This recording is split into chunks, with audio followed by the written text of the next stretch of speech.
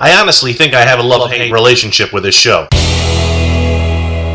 Hey there, hi there, ho there, Andrew here, and we're talking about week 6 of The Bachelorette. So let's start things off with Ian talking to Caitlin. He tells her that she's only here to make out with guys and that she's shallow. After that, he decides to leave. When he gets into the limo, he tells the camera that he should be the next bachelor. Why? Because he's an Ivy League graduate and good looking. That's not shallow. Seriously, this guy puts the PU in putts. Steaming and highly offended, Caitlin's left there alone until Nick shows up. She repeats what Ian says, he consoles her, and then they make out. What? Cue the rose ceremony. Joshua takes it the worst. After that, the host Chris Harrison comes out and tells everybody they're going to Ireland. While Joshua is giving his confessional, you can hear everybody cheering with excitement in the background. ABC, that's just cold. Aren't you owned by Disney? In one of the most brilliantly edited shows, and I mean that sarcastically, ABC feels that they need to show you stock footage of goats while playing Irish music just to show you that they're in Ireland. Oh, and if you didn't get that, they get all the guys together overlooking water screaming, "Hello, Ireland!" Thanks for knocking us over the head with that one. Caitlin gets a chance to meet all the guys in the hotel suite. She tells them about the upcoming date. One of the guys tries to be coy and say everybody gets to go except for Nick. She then chuckles and tells everybody she's having a one-on-one date, and it's with Nick. It really is weird that she says she doesn't know how everybody feels about Nick, but when these things come up, she's completely oblivious. So the one-on-one date begins with Nick, and Nick finds out that she has a fear of birds. Caitlin decides to play the damsel in distress card and begins to freak out while birds flip and flap all over her. Boy, I'd like to flip a bird her way right now. Side note, why does Caitlin have 2 tattoos of birds on her arms? Especially since it freaks her out. Jason Voorhees freaks me out, but I don't have a hockey mask tattooed to my butt. Back to the show, let's cue up some Irish music. Through pure happenstance, not like this was planned or anything, Nick and Caitlin bump into Irish step dancers. Because Caitlin is so spontaneous, she jumps in with the dancers and so does Nick. And when they're done, no one claps. Now, in one of the biggest play moves I've seen on The Bachelorette,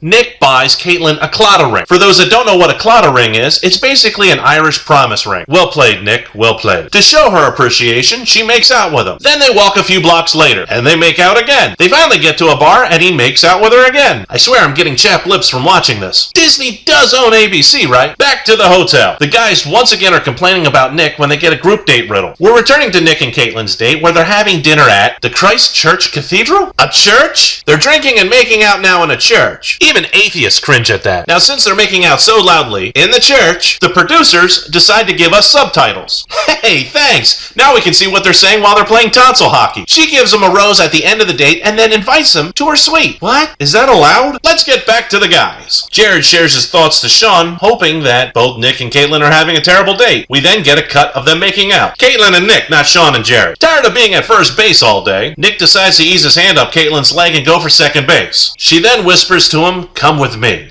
and leads him to the bedroom. That's like the third base coach telling him, "Go home, go home!" Seriously, do you know what's worse than seeing them make out? Looking at a door and hearing them make out. Do you know what's worse than looking at a door and hearing them make out? Reading the subtitles while looking at the door, hearing them make out. So what happens when we get back from the commercial? We get shots of 2 things. Birds and bees. I swear the editor thought they were clever, but they really need to get out. As Nick walks his way back to his room, we see Caitlin on the balcony, first with glow, then with regret. She states while out on the balcony, why is she talking to herself on the balcony when there are no visible cameras? I don't feel guilty about the act, but I do feel guilty about compromising my other relationships. It's kind of like saying sorry that you cheated, but hey, at least you got some. She then says that she feels that she could have ruined everything if Nick tells the other men. So I'm getting the fact that Caitlin thinks that one of these other guys might still be her husband, but she starts crying, only saying that things will be ruined if Nick says anything. She then cries and says, "I don't want to hurt anybody's feelings." Side note, if Nick somehow becomes the guy on the download during this whole competition, does she think that he's not going to say anything by the end? This is the guy that said, "If you weren't in love with me, then why did you sleep with me?" to Andy on the other Bachelorette. She does justify her action in her own blog. She says she's an intimate person and she needs to know if there's a physical connection with someone before she marries. So does that mean that you sleep with everybody? Or at least do you make out with everybody? Where did I hear that before? Oh yeah, Ian in the beginning of the show. The guy's still a putz. Let's cue the group date. Oh, an Irish wake. What fun. The guys get to eulogize Caitlin. And why not? Their relationship is basically dead already. She ends up choosing Jared at the end of the group date. So he gets a rose and they get to go to another cathedral to finish their their date. What do they get to do there? They get to watch the Cranberries sing their 1993 hit Linger. Jared was 4 and Caitlin was 7 when that song came out. Apparently there hasn't been a hit out of Ireland since. Sean then complains to a producer or some crew member off camera that life is difficult and he keeps complaining about Nick. Like, what are they gonna do? So late, after Caitlin's date with Jared, Sean sneaks into her room. Not really sneaks, he actually goes up and knocks on the door. I hope she cleaned up since Nick was there. She looks surprised and then we get a confessional shot of her crying. With the words, "To be continued." Thanks, ABC. You teased the whole show for 2 hours that there was going to be some big confrontational thing at the end and you throw a "to be continued" instead. That's false advertising.